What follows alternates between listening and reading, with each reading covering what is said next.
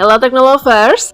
Kabarnya nih, Indonesia memiliki potensi energi surya yang sangat besar, mencapai 207,8 gigawatt. Namun kapasitas yang terpakai hanya 153,8 megawatt, atau setara 0,07% dari potensi yang ada.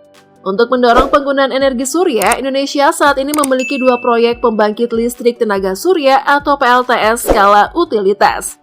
Krisnawan Anditya, Direktur Penanggung Jawab Energi Baru dan Terbarukan Cabang EBTKE, Kementerian Energi dan Sumber Daya Mineral atau ESDM, mengatakan salah satu proyek PLTS skala besar adalah PLTS Waduk Terapung Cirata dengan kapasitas teknologi 145 MW. Lantas akan seperti apa itu? Dan kira-kira menelan biaya berapa ya?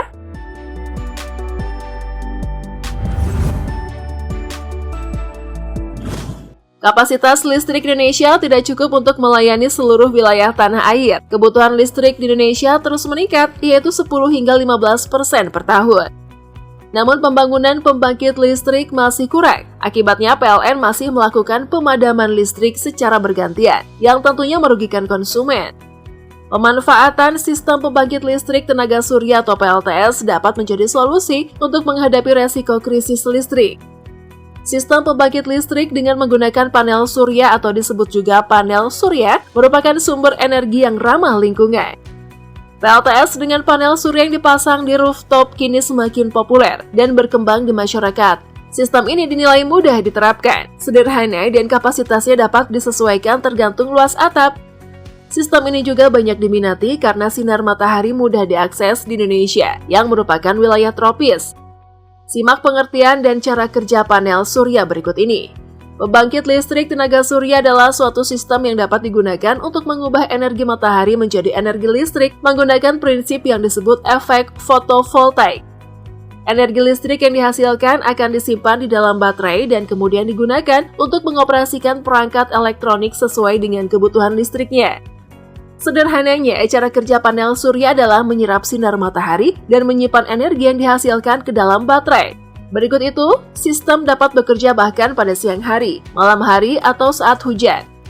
Ada juga kabel yang terintegrasi pada instalasi listrik rumah. Ketika daya dikonsumsi dari perangkat elektronik, misalnya saat TV dihidupkan, listrik secara otomatis diambil dari baterai. Peran energi. Peran energi sangat penting dalam meningkatkan aktivitas ekonomi dan keamanan nasional. Oleh karena itu, pengelolaan energi baik penyediaan, pemanfaatan, dan pengoperasiannya harus dilakukan secara adil, berkelanjutan, optimal, dan terpadu. Selain itu, Indonesia berkomitmen berdasarkan Perjanjian Paris dalam mengurangi emisi gas rumah kaca dengan target sebesar 31,89% pada tahun 2030 dengan kapasitas sendiri dan target sebesar 43,2% dengan bantuan internasional. Berdasarkan kajian dekarbonisasi mendalam dalam sistem energi Indonesia yang diterbitkan oleh IESR, Indonesia berada pada jalur yang tepat untuk mencapai tujuan Perjanjian Paris untuk menjadi netral karbon pada tahun 2050. Dekade ini penting bagi Indonesia karena harus mencapai tingkat emisi tertinggi di dunia. Sektor energi pada tahun 2030 dan mendorong kombinasi sumber energi terbarukan di bidang energi. Tarif listrik mencapai 45%. Pengembangan sektor energi terbarukan merupakan upaya mitigasi yang bertujuan untuk mengurangi emisi gas rumah kaca dan mendukung energi berkelanjutan. Oleh karena itu, Indonesia terus meningkatkan penggunaan energi terbarukan. Energi surya merupakan salah satu pilihan energi terbarukan yang terus dilakukan penggunaannya di Indonesia. Berdasarkan peluncuran modul pengembangan profesi berkelanjutan energi surya dan konversi energi angin oleh Kementerian Pendidikan dan Kebudayaan, energi surya merupakan energi yang diperoleh dengan mengubah energi surya melalui beberapa perangkat menjadi sumber daya dalam bentuk lain. Teknik pemanfaatan energi matahari pertama kali ditemukan oleh peneliti Prancis Edmond Becquerel pada tahun 1839. Meski matahari terletak sekitar 149 juta kilometer dari bumi, namun sinarnya dapat dimanfaatkan sebagai sumber energi daur ulang. Sinar matahari diubah menjadi energi listrik melalui teknologi fotovoltaik yang terdapat pada panel surya. Panel surya merupakan kumpulan sel surya yang disusun untuk menyerap sinar matahari secara efisien. Sel surya bertugas menyerap sinar matahari. Proses pengubahan energi matahari menjadi listrik dimulai ketika sel surya menyerap cahaya, ketika terjadi pergerakan antara elektron di kutub positif dan negatif.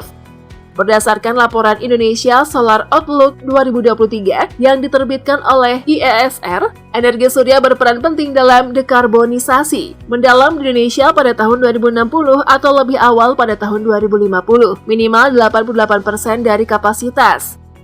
Sayangnya, tenaga surya penggunaan di Indonesia hanya 0,2 GWP dari kapasitas terpasang dan menghasilkan kurang dari 1% total pembangkitan listrik pada akhir tahun 2021. Namun kemajuan energi surya di Indonesia terlihat dari turunnya tarif listrik PLTS yang diperoleh melalui perjanjian jual beli tenaga listrik atau PPA yang ditandatangani PT PLN Persero dengan pengembang tenaga surya swasta. Harga PLTS PPA telah turun sekitar 78% dari $0,25 per kWh menjadi $0,056 per kWh antara tahun 2015 dan 2022. Selain itu, dari sisi pengembangan proyek PLTS skala besar, saat ini terdapat 8 proyek dengan total kapasitas 585 MWP. Proyek 1,7 triliun. Dan kabar baiknya nih, Gubernur Jawa Barat Ridwan Kamil mengatakan pembangkit listrik tenaga surya atau PLTS terapung atau Solar Garden di Waduk Cirata akan diresmikan Presiden Joko Widodo pada Oktober mendatang. Menurutnya, ini merupakan proyek PLTS terapung terbesar di Asia Tenggara. Ridwan Kamil mengatakan proyek PLTS tercanggih ini merupakan kerjasama PLN dengan perusahaan asal Abu Dhabi, UAE Masdar. Nilai investasinya sebesar 1,7 triliun rupiah. Proyek ini mempunyai kapasitas listrik hingga 145 MW, dengan luas panel surya hingga 9 hektar yang terapung di Waduk Cirata. Pria yang akrab disapa Kang Emil ini mengatakan ada 900 warga sekitar yang terlibat dalam proyek tersebut.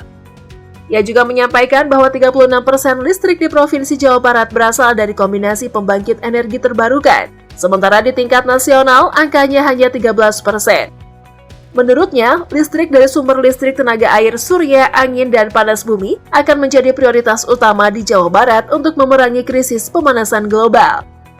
Sedangkan Masdar merupakan mitra PLN melalui sistem penawaran atau lelang. Harga listrik yang ditawarkan Masdar pada proyek PLTS Terapung Cirata dinilai cukup murah, yakni 5,8 sen AS per kWh.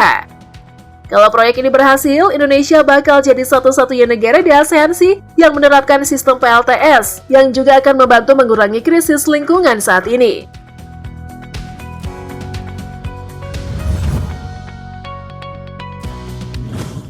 Gimana menurut kalian Teknolovers? Mari tinggalkan komentar mengenai isu ini. Sampai bertemu lagi.